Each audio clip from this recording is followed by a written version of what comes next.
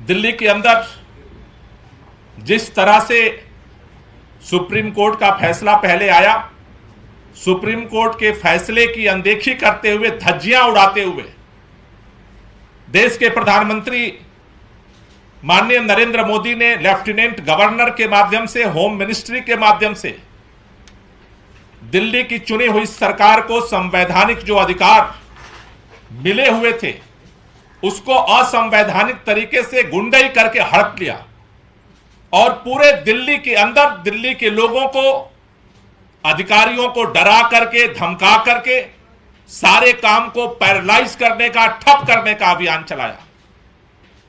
आज supreme court के फैसले ने इस बात को साबित किया है कि इस देश के अंदर देश के प्रधानमंत्री नरेंद्र मोदी और भारतीय जनता पार्टी अगर ये सपना देख रहे हैं कि देश के लोकतंत्र को हम चकनाचूर कर देंगे, ध्वस्त कर देंगे, सत्ता की ताकत पर, पैसे की ताकत पर, अहंकार के दम पर, सुप्रीम कोर्ट ने इस अंधेरे में एक रोशनी दिखाने का काम किया है कि अगर सच्चाई की जीत में देर हो सकती है लेकिन उसकी जीत होगी।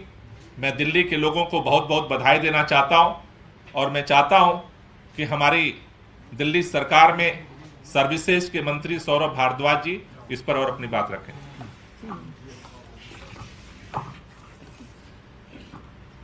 मुझे ऐसा लगता है कि आज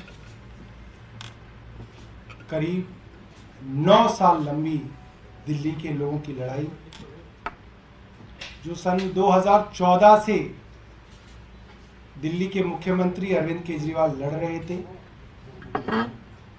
आज दिल्ली की जनता की वो लड़ाई दिल्ली की जनता जीत गई है।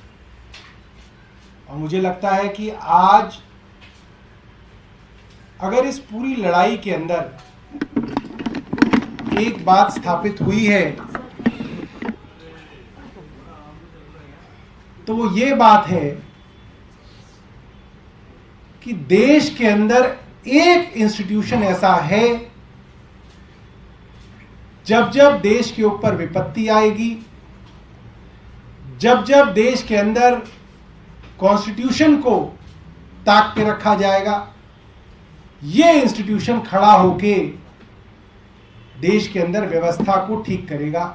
और वो इंस्टीट्यूशन है देश की न्यायपालिका, और देश की सबसे बड़ी न्यायपालिका माननीय उच्चतम न्यायालय, सुप्रीम कोर्ट।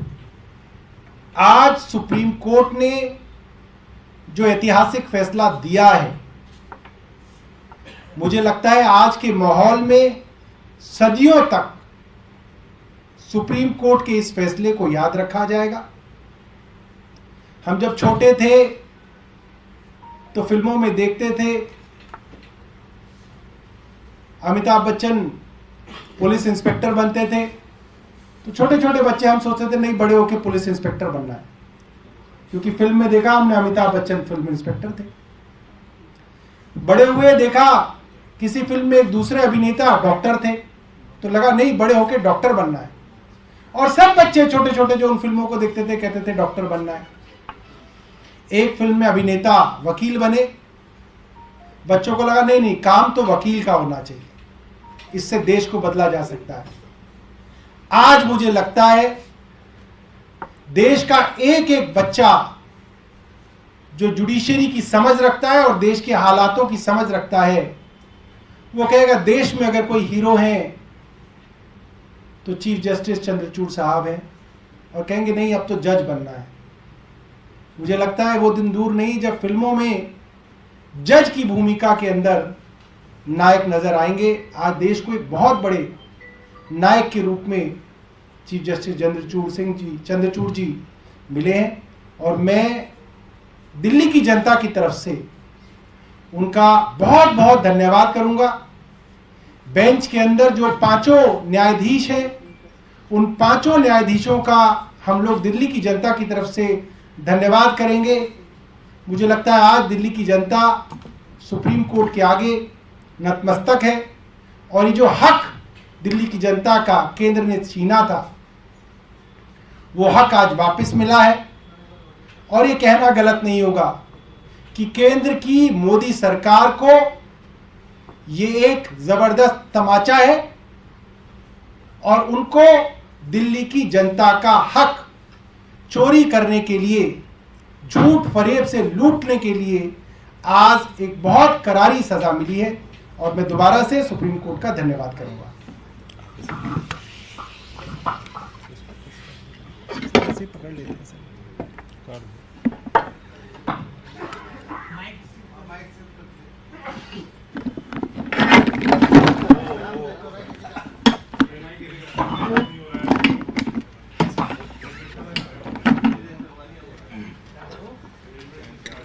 मैं आज सबसे पहले दिल्ली के लोगों को, दिल्ली की जनता को बधाई देना चाहूंगी, मुबारकबाद देना चाहूंगी, क्योंकि आज सुप्रीम कोर्ट ने जो फैसला लिया है, सुप्रीम कोर्ट ने आज कहा है कि दिल्ली की जनता जो फैसला लेगी वो फैसला पूरी अफसरशाही को, पूरी सरकार पर बाध्य है। तो आज सबसे बड़ी जीत दिल्ली की जनता की हुई है, क्योंकि आज सुप्रीम कोर्ट ने लोकतंत्र के हित में, संविधान के हित में फैसला लिया। 2015 में दिल्ली की जनता ने अपना भरोसा अरविंद केजरीवाल जी पे दिखाया, एक तरफा भरोसा अरविंद केजरीवाल जी पे दिखाया। 70 में से 67 सीट उन्होंने आम आदमी पार्टी को दी, अरविंद केजरीवाल जी को दी। लेकिन भारतीय जनता पार्टी, प्रधानमंत्री नरेंद्र मोदी जी से यह सहन नहीं होता है कि कोई दूसरी पार्टी जीत जाए और उनकी पार्टी हार जाए। जहां जहां पर भारतीय जनता पार्टी हारती है, असंवैधानिक तरीके से सरकार को हड़पने की कोशिश की जाती है, चाहे वो ऑपरेशन लोटस हो, विधायकों की खरीद फरोख्त हो। आम आदमी पार्टी के जब विधायक नहीं खरीद पाए, सरकार नहीं तोड़ पाए, तो असंवैधानिक तरीकों से सरकार में ताकत हड़पने की कोशिश करी। और आज 8 साल की लंबी लड़ाई के बाद सुप्रीम कोर्ट ने एक बहुत स्पष्ट फैसला दिया है कि जिनको जनता चुन के भेजती है उनके फैसले ही दिल्ली में मान्य होंगे। तो जब जनता ने अरविंद केजरीवाल को चुन के भेजा है, तो अरविंद केजरीवाल जी निर्णय लेंगे, दिल्ली की जनता के बिहाफ पर निर्णय लेंगे। तो आज मैं दिल्ली की जनता को बधाई देना चाहती हूं और मैं ऑनरेबल सुप्रीम कोर्ट को बहुत बहुत धन्यवाद कहना चाहती हूं दिल्ली की जनता की तरफ से कि आज सिर्फ उन्होंने एक फैसला नहीं दिया है, आज उच्चतम न्यायालय ने इस देश के संविधान को बचाया है, इस देश के लोकतंत्र को बचाया है। अगर एक चुनी हुई सरकार की ताकत छिन जाए तो जनता के वोट का कोई मतलब नहीं बचता, और यही मोदी सरकार ने करने की कोशिश करी। और आज सुप्रीम कोर्ट ने मोदी सरकार के मुंह पे एक तमाचा मारा है कि अगर आपने लोकतांत्रिक तरीके से चुनी हुई सरकार की पावर लेने की कोशिश करी तो सुप्रीम कोर्ट उसमें इंटरवीन करेगी, और सुप्रीम कोर्ट सत्य के साथ, लोकतंत्र के साथ और संविधान के साथ खड़ी रहेगी। Thank you. Will you tell us also how the administration is going to change in Delhi now? Because the CM had tweeted that work is going to be speeded up after this verdict. So how does it actually practically work on the ground? So, like the Honorable Chief Justice explained in his judgment, all the officers, IAS officers, Danik officers, Das officers, all types of officers, till now were reporting to the central government via LG. If an officer is inefficient, there was no way of shifting him to some other position. There was no way of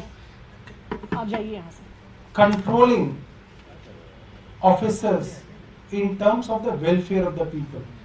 Now all this power, which is generally called services, executive powers as well as the legislative powers all lie with the elected government of Delhi, and it has been reiterated by the Honorable Supreme Court that LG is bound by the aid and advice of the elected government or the Council of Ministers in all the subjects other than police, public order and land. So it has been made amply clear by the court. So if the LG now has asked for papers in the issue of Delhi Chief Minister's residence, is the Delhi government now free and constitutionally or legally right in not sending those papers?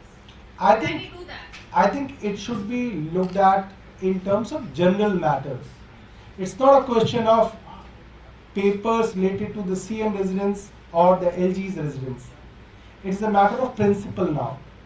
So we will act as per the principles which have been laid down by the Honorable Supreme Court. मैं इसमें एक चीज़ एक second मैं इस पे देखिए, ये LG साहब के पास सिर्फ पेपर देखने का अधिकार है, उसके आधार पर किसी प्रकार का निर्णय लेने का अधिकार नहीं है। तो पेपर मंगवाएं, देखें और देखकर वापस भेज दें।